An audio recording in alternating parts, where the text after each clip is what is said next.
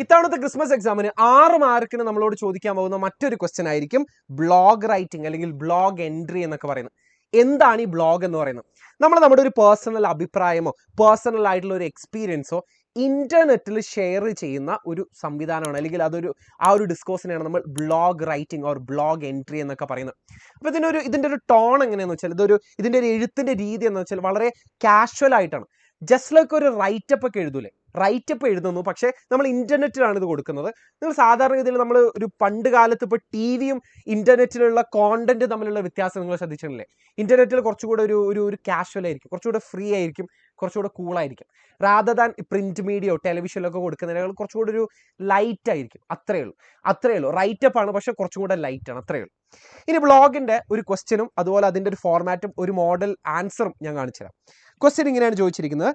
The poet Chemmanam Chacko notices drastic changes in his native village due to the shift from food crops to cash crops.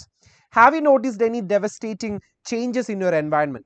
Prepare a blog entry about your observation. നമ്മൾ Chemmanam ചാക്കോയുടെ rice എന്ന് പറഞ്ഞ കവിതയിൽ എന്താ കണ്ടിട്ടുണ്ടായിരുന്നു?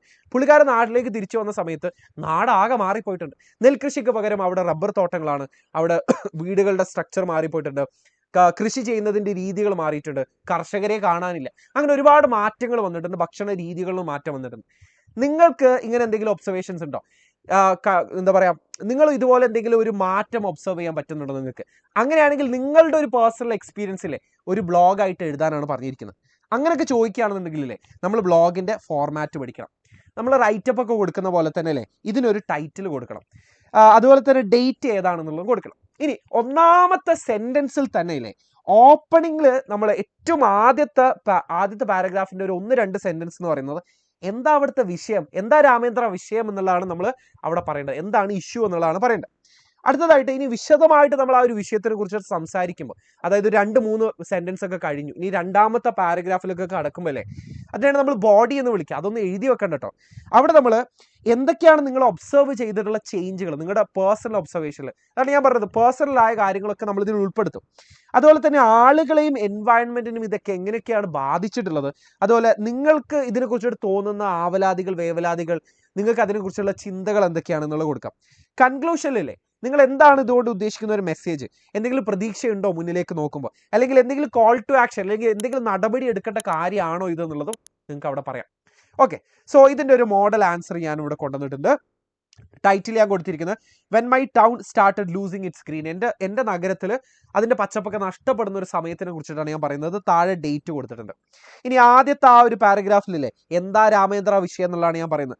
Over the past years I have been noticing A worrying change in my surrounding. My town, once filled with shady trees and natural ponds, is slowly turning into a concrete patch. എൻ്റെ നഗരം പണ്ട് കാലത്ത് പച്ചപ്പുകളൊക്കെ ഉണ്ടായിരുന്ന ഒരു സുന്ദര മനോഹരമായിട്ടുള്ള പ്രകൃതി രമണീയമായിട്ടുള്ള ഒരു സ്ഥലമായിരുന്നു. ഇപ്പോൾ അതെന്തായിട്ട് മാറിയിട്ടുണ്ട്, ഒരു കോൺക്രീറ്റ് പാച്ച് ആയിട്ട് മാറിയിട്ടുണ്ട്.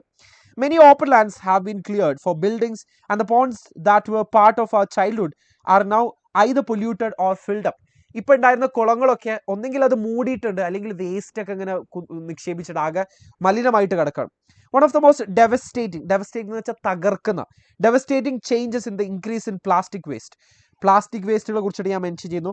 Road sides and canals and even small streams are choked with bottles, covers and other garbage. ഓരോ ചെറിയ അരുവി തൊട്ടിട്ട് ചെറിയ കുളങ്ങൾ, ചെറിയ ജലസ്രോതസ്സുകളിലൊക്കെ പ്ലാസ്റ്റിക്കുകൾ നിറഞ്ഞിട്ട് ബോട്ടിലുകളും കവറുകളും മറ്റുള്ള ഗാർബേജുകളൊക്കെ ആയിട്ട് നിറഞ്ഞിരിക്കുകയാണ് എന്നാണ് ഞാൻ അവിടെ പറയുന്നത്. The air feels hotter and the mornings looks dustier and even local birds seems fewer than before. മുന്നേ ഉണ്ടായിരുന്ന അത്രയും കിളികളൊന്നും ഇല്ല ഇപ്പോൾ. എയർ മൊത്തം ഒരു വിങ്ങലും ചൂടൊക്കെയാണ്. അതുപോലെ തന്നെ രാവിലെ എണീക്കുമ്പോൾ ഭയങ്കര പൊടിപടലം. These changes may look small, but together they take away the beauty and health of the place we live in. ഇതൊക്കെ വളരെ ചെറിയ ചേഞ്ചുകളായിട്ട് മാറ്റങ്ങളായിട്ട് തോന്നും, പക്ഷേ ഓവർ ദ ഇയേഴ്സ് ഇതെന്തായിട്ട് മാറും? നമ്മൾ താമസിക്കുന്ന സ്ഥലത്തിന്റെ ഭംഗിയും ആരോഗ്യമൊക്കെ നശിപ്പിക്കും എന്നാണ് പറയുന്നത്.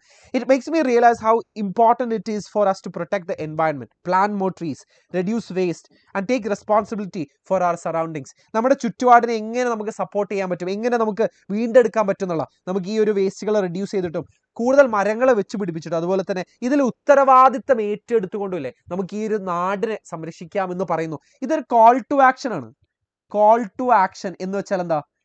നമ്മൾ ഒരു ആഹ്വാനം ചെയ്യണം, അല്ലെങ്കിൽ ഇന്ന ഒരു പരിപാടി ചെയ്യുന്നതിലൂടെ നമുക്ക് നമ്മുടെ നാടിനെ വീണ്ടെടുക്കാം, നാടിന്റെ പച്ചപ്പിനെ വീണ്ടെടുക്കാം എന്നാണ് ഞാൻ അവിടെ പറയുന്നത്. Let's not wait for the damage to become permanent. Small actions today can still save our time. Again ഒരു കോൾ ടു ആക്ഷൻ ആണ് ഇത്. ഇത്രയും പ്രശ്നങ്ങൾ ഇതൊക്കെ പെർമനന്റ് ആകുന്നത് വരെ കാത്തിരിക്കേണ്ട, ചെറിയ ആക്ഷൻ വരെ, ചെറിയ കാര്യങ്ങൾ ഇന്ന് ചെയ്താൽ തന്നെ നമുക്ക് നാളെ സേവ് ചെയ്യാൻ വേണ്ടി പറ്റുമെന്ന് പറയുന്നിടത്ത് നമുക്ക് നമ്മുടെ ബ്ലോഗ് വൈൻഡപ്പ് ചെയ്യാം, കൺക്ലൂഡ് ചെയ്യാം. ഇത്രയേ ഉള്ളൂ ബ്ലോഗ്. റൈറ്റപ്പ് എഴുതുന്നത് തന്നെയാണ് ബ്ലോഗ്, പക്ഷേ ഇൻ്റർനെറ്റിലാണെന്നേ ഉള്ളൂ. നമ്മളിവിടെ റൈറ്റപ്പിൽ കൊടുക്കാത്തൊരു സാധനം എന്താണെന്ന് വെച്ചാൽ അത് ഡേറ്റ് ആണ്. വേറെ ഒന്നും ഇതിൽ സ്പെഷ്യലായിട്ട് ആഡ് ചെയ്യാനൊന്നുമില്ല. ഇതിൻ്റെ ഫോർമാറ്റിലേക്ക് പുതിയതായിട്ടുള്ള വേറെ രസക്കൂട്ടുകളൊന്നുമില്ല. വളരെ സിമ്പിളാണ്. ഇതുപോലത്തെ വീഡിയോ നിങ്ങൾക്ക് ആവശ്യമാണെന്നുണ്ടെങ്കിൽ, നിങ്ങൾ ഓൾറെഡി ഈ ഒരു ചാനൽ സബ്സ്ക്രൈബ് ചെയ്തിട്ടില്ല എന്നുണ്ടെങ്കിൽ നിങ്ങൾക്കറിയാലോ, സബ്സ്ക്രൈബ് ചെയ്തോളാം. അതുപോലെ തന്നെ നിങ്ങൾക്ക് ഈ വീഡിയോ ഉപകാരപ്പെട്ടിട്ടുണ്ടെങ്കിൽ ഒരു ലൈക്ക് ചെയ്തോളാം. അതുപോലെ തന്നെ ഇത് ആർക്കെങ്കിലും യൂസ്ഫുൾ ആവുമെന്ന് തോന്നുകയാണെങ്കിൽ അവർക്കൊക്കെ ഒന്ന് ഷെയർ ചെയ്ത് കൊടുക്കുക. നിങ്ങൾക്ക് വേണമെങ്കിൽ ഗ്രൂപ്പിലൊക്കെ ഇടാം. ഓക്കെ, സോ ഇതുപോലത്തെ വീഡിയോ ആയിട്ട് ഞാൻ വീണ്ടും വരുന്നതായിരിക്കും. നമുക്ക് എക്സാം അടിച്ചു പൊളിച്ച് തൂത്തുവാരാനുണ്ട്. അപ്പോൾ അടുത്ത വീഡിയോയിൽ കാണാം. ബൈ.